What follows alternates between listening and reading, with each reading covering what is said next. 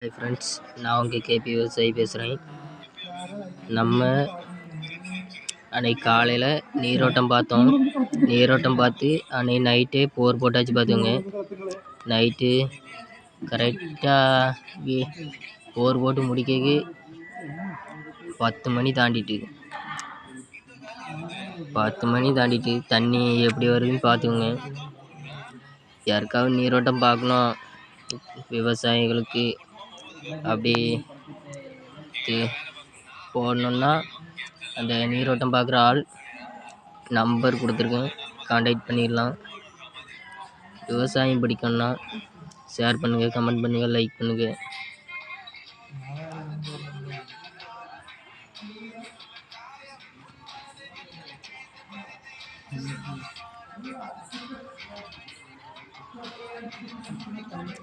அன்னைக்கு நைட்டே நம்ம